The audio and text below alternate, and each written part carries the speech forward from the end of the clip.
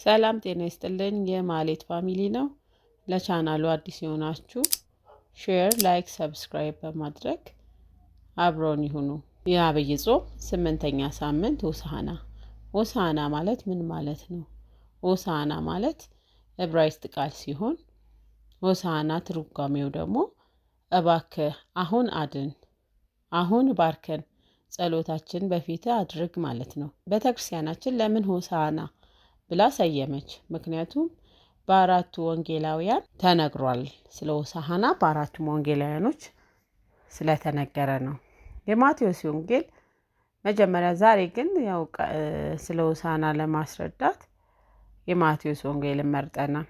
በማቴዎስ ወንጌል ምዕራፍ 21 ቁጥር 1 ጀምሮ ያለውን እንመለከታለን።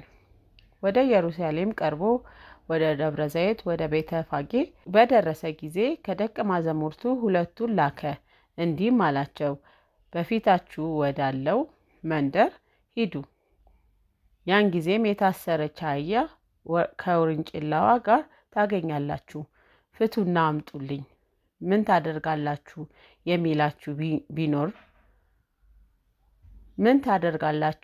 የሚላችሁ ቢኖር ጌታዋ ይፈልጋታል በሉ። ያን ጊዜ ይሰዷቸዋል። ይህ ሁሉ የሆነው በነቢያት እንዲህ ተብሎ የተነገረው ይፈጸም ዘንድ ነው። ደቀ መዛሙርቱም ሄዱ፣ ጌታቸው ኢየሱስ ክርስቶስ እንዳዘዛቸው አደረጉ።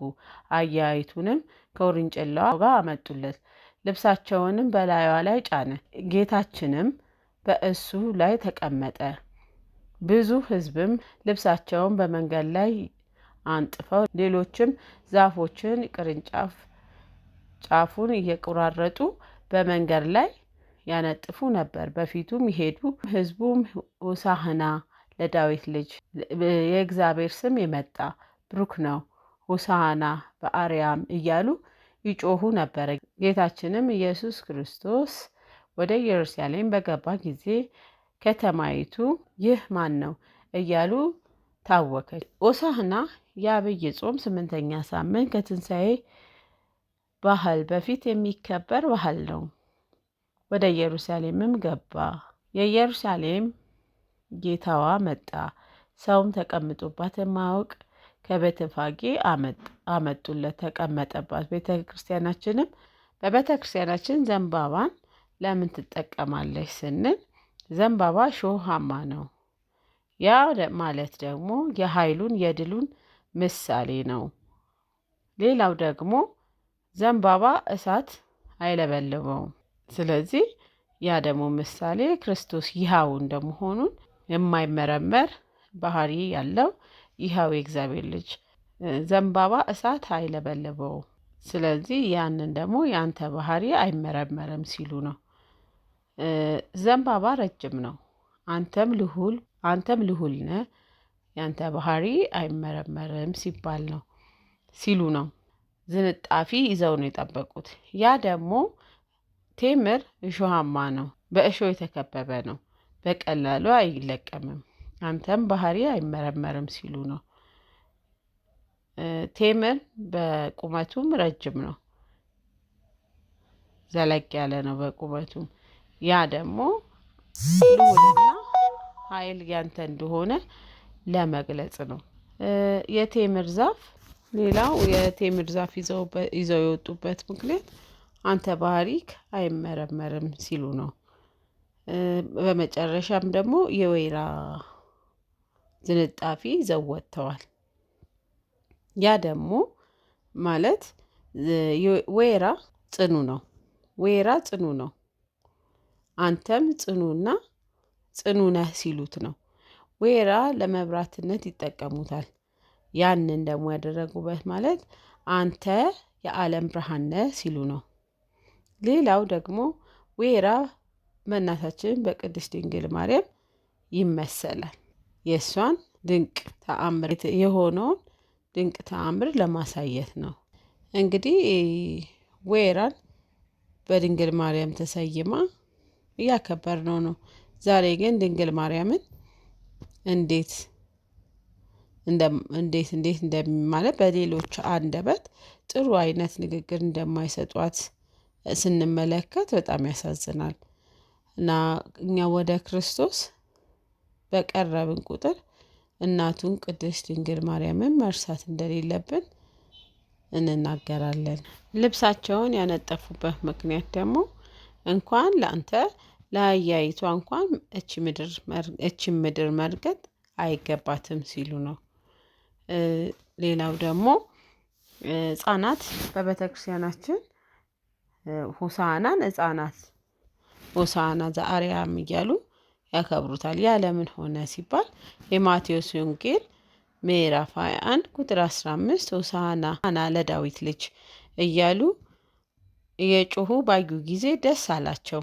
እነሱም እነዚህ የሚሉትን ትሰማለህን አሉት። ጌታችን ኢየሱስ ክርስቶስም አዎን እሰማለሁ፣ ከልጆችና ከህፃናት አንደበት ምስጋና አዘጋጃለሁ የሚለውን ቃል ከቶ አላነበባችሁም? ያን ጊዜ ዝም አሉ። እንደሚናገርም ነገራቸው። ነገር ግን እነሱ ህፃናት በሚዘምሩበት ሰዓት ለደቀ መዛሙርቱ እንዲያስቆማቸው ነገሯቸው። ኢየሱስ ክርስቶስም እንዲህ ሲል መለሰላቸው፣ እነሱ ዝም ቢሉ ህፃናትና ድንጋዮች እንደሚያመሰግኑት ነገራቸው። እነሱም ዝም አሉ። ኢየሱስ ክርስቶስን ብናመሰግነው እኛ እናተርፋለን እንጂ ከሱ ምንም አይጎልበትም። እኛ ባናመሰግነው ኢየሱስ ክርስቶስን የሚያመሰግኑ ድንጋዮች እንኳን አፍ አውጥተው ያመሰግኑታል። ስለዚህ እግዚአብሔርን አምላካችንን እኛ የተፈጠርንበት ምክንያታችን ስለሆነ ያንን ምክንያት ለመፈጸም እናመሰግናለን። ማንንም ሰው የሰው ልጅ የተፈጠረበት ምክንያት ኢየሱስ ክርስቶስን አምላኩን ሊያከብር ነው። ስለዚህ ወደ ተፈጠርንበት ምክንያት ብንሄድ ደስ ይለኛል። ይፈጸም ዘንድ ወደ ኢየሩሳሌም መጣ። ኢየሩሳሌምን በተመለከተ ጊዜ ኢየሱስ ክርስቶስ አዘነ፣ አለቀሰም። አንቺ ኢየሩሳሌም የሚጠብቅሽን አታውቂም፣ የሚጠብቅሽን ባወቅሽ ኖሮ ጌታሽ በመጣ ጊዜም ታቂው ነበር፣ ጠላቶችሽ ከወዲህም ከወዲያም እንደከበቡሽ ያ ጊዜ በደረሰ ጊዜ ታዝኛለሽ ብሎ ተናገራት። ወደ ራሱ እንድትመለስ ነገራት። ጌታችን ኢየሱስ ክርስቶስም አለቀሰ። ሲመጣ ያው ኢየሱስ ክርስቶስ ወደ ኢየሩሳሌም በገባ ጊዜ ሆሳዕና ዘአርያም እያለ ህፃናት ወጣቱም ልብሳቸውን አውልቀው እያነጠፉ በዘንባባ ንጣፊ በወይራ አንጥፈውለት የወይራ ቅጠል አንጥፈውለት የቴምር ቅጠል አንጥፈውለት ተቀብለውታል። ነገር ግን ያ ደስታቸው አልቆየም። ያ ደስታቸው ሳይቆይ ወደ መስቀል አንገላተውታል፣ ተሰቃይቷል። ወደ መስቀልም ወስደውታል፣ በመስቀል ላይም ሰቅለውታል። ያ ምሳሌ ደግሞ ዞሮ እኛን ነው የሚነካን። እኛ ሰዎች ጌታችን ኢየሱስ ክርስቶስ ዛሬም ይወደናል፣ ከነ ኃጢአታችን ከነ ጥፋታችን ይወደናል። ግን እኛ ያንን ነገር አናውቀውም። ዛሬም እንበድለዋለን፣ ሲመጣ እንቀበለዋለን በደስታ መልሰን ግን እንደገና እናስከፈዋለን። ወደ መጀመሪያ ተግባራችን እንመለሳለን። ጌታችን ኢየሱስ ክርስቶስ ሰብስበን ወደ እሱ እንዲመልሰን ከኃጢአታችን እንዲያነጻን ተግተን መጸለይ አለብን። በአህያ መቀመጡ ምክንያቱ ምንድን ነው? ዝቅ ማለትን ለእኛ ሲያስተምረን ነው። አህያ ሸክም ትሸከማለች። አህያ ዝቅ ብላ ነው የምትሸከመው። ማለት ትታዘዛለች። መታዘዟ ምኗን ሲያሳየን? ትህትናን ነው የሚያሳየን። በዚህ አህያዋ ላይ በአህያው ውርንጭላ ለምን ሄደ ስንል ትህትናዋን ለማሳየት፣ ትህትናን ዝቅ ማለትን ለማሳየት ነው። ለምንድን ነው ትልቋን ያልመረጠው? ትንሿን ለምን መረጠ ስንል ትልቁ አህያ የሕግ ኦሪት ምሳሌ ነው። ትልቁ አህያ ሸክም የለመደ ነው። ሕግ ኦሪትም የተለመደ ነበረ በዛ ሰዓት። ትልቁ አህያ የአዳም ምሳሌ ነው። ሌላ ደግሞ የኢየሩሳሌም ምሳሌ ነው። ትልቁ አህያ ማለት ነው። ትንሿ አህያ ደግሞ ትንሿ አህያን ስንመለከት ሕገ ወንጌልን ትመስላለች። ሐዲስ ሕግ ናት። በሰዎች ዘንድ አልተለመደችም። ሸክም ያልተሸከመች ናት። አዲስ ናት ማለት ነው። ሌላ ደግሞ በአዳም ትመሰላለች። ትልቁ አህያ በአዳም ይመሰላል።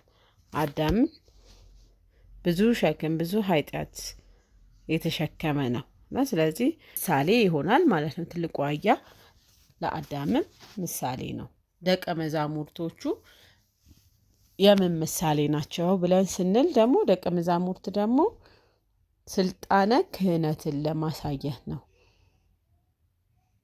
ያ ደግሞ በመጽሐፍ ቅዱስ እንደተባለው በምድር ያሰራችሁት በሰማይ የታሰረ ነው፣ በምድር የፈታችሁት በሰማይ የተፈታ ነው እንደተባለ ስልጣናቸውን የሰጣቸውን ክህነት ለማሳየት ነው። አህያዋን እንደፈለጋት ሁላ እኛንም ከኃጢአታችን ለማዳን በእኛ ላይ ለመሆን ይፈልጋል። በእኛ ውስጥ መስረጽን ለምን በአህያዋ ላይ ተቀመጠ ሲባል አህያዋን ፈልጉ ጌታሽ ይፈልግሻል ብሎ እንደሰበሰባት እኛንም ወደ እሱ ጎትቶን ከኃጢአታችን ማንጻት ይፈልጋል ማለት ነው። የዛሬው ርዕሳችን ሆሳዕናን በዚህ መልክ አስተምረንበታል። አሁን ለቻናሉ አዲስ የሆናችሁ ገና ዛሬ የመጣችሁ ሼር፣ ላይክ፣ ሰብስክራይብ እያደረጋችሁ ቻናሉን ማሳደግ አብረን እንድንቆይ ማድረግ። በጣም እናመሰግናለን ስላዳመጣችሁ።